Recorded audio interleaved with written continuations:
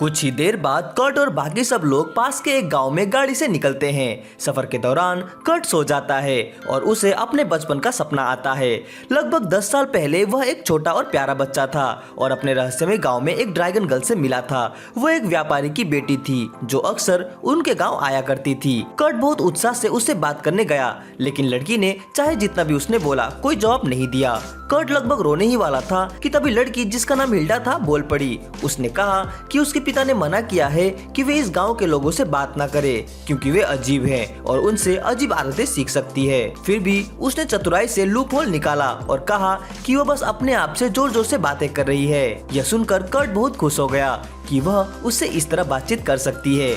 धीरे धीरे दोनों अच्छे दोस्त बन गए और हिल्डा अपने पिता की पूरी बात भूलकर कर्ट के साथ खेलने लगी। एक दिन वे दोनों गोलम पर बैठकर पास के पहाड़ों की ओर गए क्योंकि कर्ट उसे इंद्रधनुषी फूल दिखाना चाहता था, लेकिन हिल्डा पहले ही नीचे उतर गई। उसे कुछ लाल जामुन जैसे फल दिखे जिन्हें उसने स्वादिष्ट समझकर खा लिया। दुर्भाग्यवश वे जहरीले निकले और हिल्डा तुरंत जमीन पर गिर गई।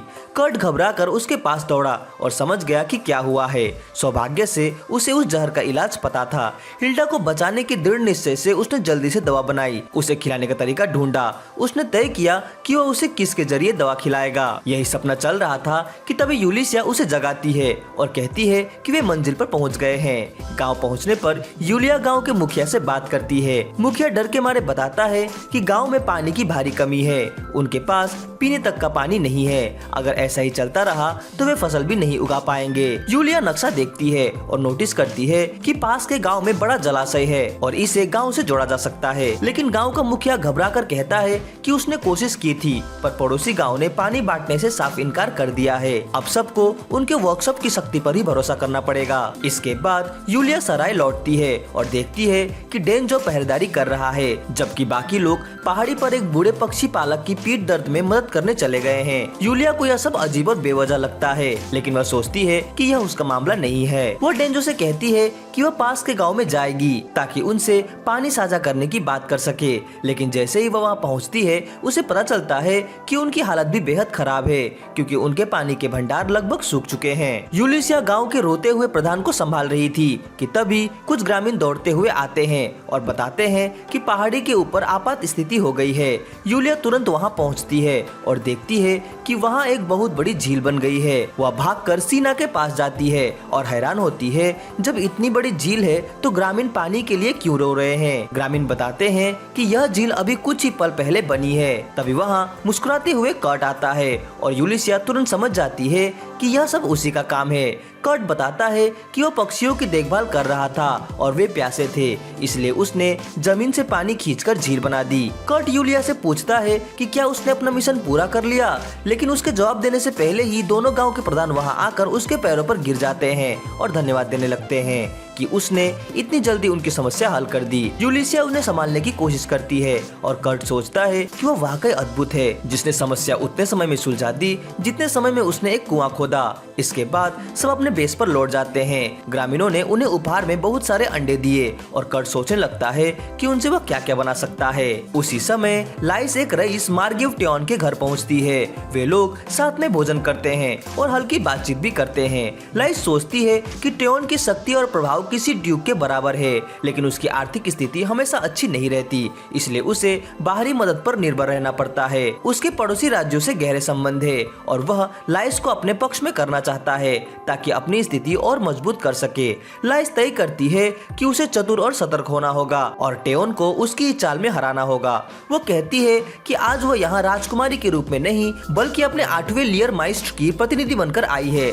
टेओन कहता है कि उसने सुना है कि उन्होंने वे जादुई पत्थर इस्तेमाल कर लिए जो 500 मीटर के दायरे में सभी राक्षसों को खत्म कर सकते हैं। लाइस समझ जाती है कि वह दरअसल कर्ट के बारे में जानकारी निकालना चाहता है, इसलिए वह कहती है कि वे पत्थर अफवाहों जितने शक्तिशाली नहीं थे। यह सुनकर टेओन तुरंत अपनी रणनीति बदल लेता है। वह कहता है कि जिस शहर में वे तैनात है उसका अभी नाम नहीं रखा गया है और नामांकन गवर्नर के नियुक्त होने के बाद होगा।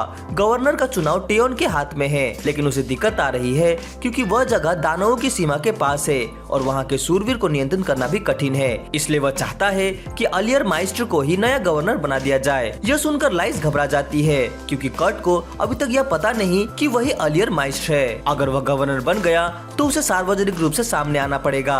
लाइस कहती है कि यह फैसला वह अकेले नहीं कर सकती, लेकिन टियोन जवाब देता है चूंकि वह माइस्टर की प्रतिनिधि है इसलिए उसे यह अधिकार होना चाहिए। यह सुनकर लाइस घबरा जाती है। फिर वहाँ मौजूद लोग भी टियोन का समर्थन करने लगते हैं क्योंकि वे नहीं जानते कि माइस्टर असल में कर्ट है। लाइस टियोन का मन बदलने की कोशिश करती है, लेकिन वह चालाकी से पूछता है कि क्या माइस्टर में कोई व्यक्तिगत कमी है जिसकी वजह से वह इस पद के योग्य नहीं है। यह सुनकर लाइस भड़क जाती है और घोषित कर देती है कि उनका 8वां माइस्टर दुनिया का सबसे महान और श्रेष्ठ व्यक्ति है। लेकिन यह कहते ही उसे एहसास होता है कि वह टियोन के चाल में फंस गई और उसने वही सुना लिया जो वह चाहता था। लाइस जब हवेली लौटती है तो यूलिया को सब बताती है और धोखा खाने पर डांट भी खाती है। लाइस को बुरा लगता है, लेकिन वो किसी भी हाल में कर्ट का नाम बदनाम होने नहीं देना चाहती थी। फिर वो पूछती है कि कर्ट अभी कहाँ है। यूलिया बताती है कि वो एक बच्चे की परवरिश कर रहा है। ये सुनकर लाइस घबरा जाती है कि कहीं उसका बच्चा तो नहीं है, लेकिन वो उसे अपनाने के लिए भी तैयार हो जाती है ताकि हमेशा उसके साथ रह सके। यूलिया गहरी सांस लेकर समझाती है कि ऐसा कुछ नहीं है। दरअसल उन्होंने एक गांव की मदद की थी जिसके बदले उन्हें कुछ अंडे मिले। उन्हीं में से एक अंडा निषेचित निकला और कर्ट उसकी देखभाल कर रहा है। ये सुनकर लाइस को राहत मिलती है। यूलिया कहती है कि कर्ट के नसीब से उस अंडे से जरूर कोई सोने के अंडे देने वाली चिड़िया निकलेगी। लाइस भी सहमत होती है, लेकिन तभी कर्ट की चीख सुनाई देती है कि अंडा फूट गया है। उधर मिमी को जासूसों की रिपोर्ट और कागजात में डूबी हुई है। उसे पता चलता है कि जिसने दानव से सौदा किया था वो बिशप चर्च में ही मारा गया है, जिससे उसे लगता है कि असली खेल किसी और ने रचा है। वो मार्ल को अभी तक इसलिए नहीं मारती क्योंकि उसे कर्ट के लिए जिंदा रखना चाहती है। फिर उसे खबर मिलती है कि कर्ट के अंडे से क्या निकला है और उसे पढ़कर वो पागल हो जाती है। हवेली में लाइस और यूलिया देखने पहुंचते हैं तो हैरान रह जाते हैं। कर्ट अपनी गोद में एक लड़की लिए खड़ा है जो हूबहू उसी जैसे दिखती है। यूलिया तुरंत मीटिंग बुलाती है और सब चौंक जाते हैं जब कर्ट बताता है कि ये लड़की अंडे से इसी रूप में निकली है। लड़की अचानक खेलते हुए कर्ट को पापा बुलाती है। यूलिया कड़वी सच्चाई बताती है कि इंसान अंडे से पैदा नहीं होते। वो कहती है कि ये कोई दानव है जिसने उसका रूप लिया है ताकि सबको धोखा दे सके।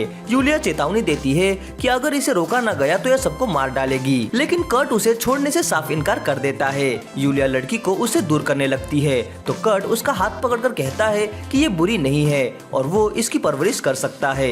यूलिया मानने से इनकार करती है, लेकिन तभी लड़की उसे मम्मी बुलाता है और यूलिया का दिल पिघल जाता है। वह तुरंत कर्ट के साथ शादीशुदा जिंदगी के ख्याल में खो जाती है, मगर गुस्से में लाइस उसे झकझोर देती है। फिर जब लड़की लाइस को भी मॉम बुलाती है तो वो भी अपना होश खो बैठती है और उसे गिरा देती है। शुक्र है सीना उसे पकड़ लेती है और लड़की उसे सिस कह देती है, जिससे वो भी खुश हो जाती है। इसके बाद लाइस और यूलिया दोनों बार बार उसे मॉम कहलाने की कोशिश करते हैं, लेकिन कर्ट रोक कर कहता है कि उनकी पार्टी भी लड़की की परवरिश में मदद करेगी ताकि वो गलत रास्ते पर ना जाए। यूलिया भी उनके तर्क सुनकर लड़की को रखने की इजाजत दे देती है। अब सब सोचते हैं कि लड़की का नाम क्या रखा जाए। लाइस और यूलिया दोनों चाहती है कि उसका नाम उनके और कर्ट के नाम से मेल हो, लेकिन तभी लड़की जागकर मम्मी बुलाती है और दोनों दौड़कर उसके पास चली जाती है अपने झगड़े भूलकर। लोग समझौते के लिए तैयार हो जाते हैं और कर्ट उस लड़की की शांति बनाए रखने की क्षमता से प्रभावित होता है। वह सुझाव देता है कि उसे अकुरी नाम दिया जाए क्योंकि उसके गांव की भाषा में इसका अर्थ है ऐसी जगह जो 3 बिंदुओं को जोड़ती है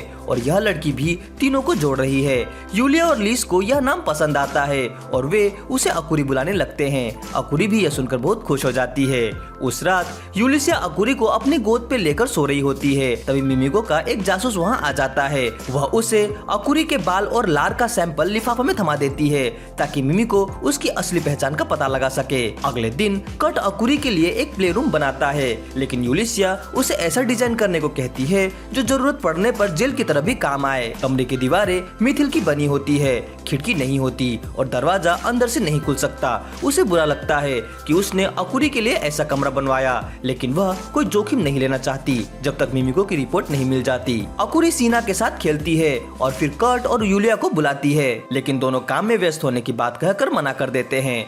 कर्ट उसे वादा करता है कि जैसे ही वह काम पूरा होगा वह उसके साथ खेलेगा और कहता है कि वह अच्छी बच्ची बने और सीना के साथ खेलती रहे। इसके बाद कर्ट और यूलिया अगले काम पर निकलते हैं। कर्ट थोड़ा उदास नजर आता है तो यूलिया उसे हिम्मत देती है कि जल्दी काम खत्म करेंगे और अकुरी के पास लौटेंगे। तभी अचानक उन्हें अकुरी की आवाज सुनाई देती है। वे घबरा कर गाड़ी के अंदर देखते हैं तो अकुरी वहाँ बैठी मिलती है। यूलिया हैरान होकर पूछती है कि ये यहाँ कैसे आई, तो अकुरी कहती है कि वह फूस करके यहाँ आई है। दोनों समझ नहीं पाते कि उसका क्या मतलब है। यूलिया परेशान हो जाती है, अब क्या करे, लेकिन कर्ट कहता है कि हमें तुरंत कार्यशाला लौटना चाहिए क्योंकि सब लोग चिंतित हो गए। तभी यूलिया को कल वाला जासूस दिखाई देता है। वह आम इंसान का रूप धरे होता है। यूलिया उससे जाकर कहती है कि कार्यशाला में संदेश पहुंचा दे।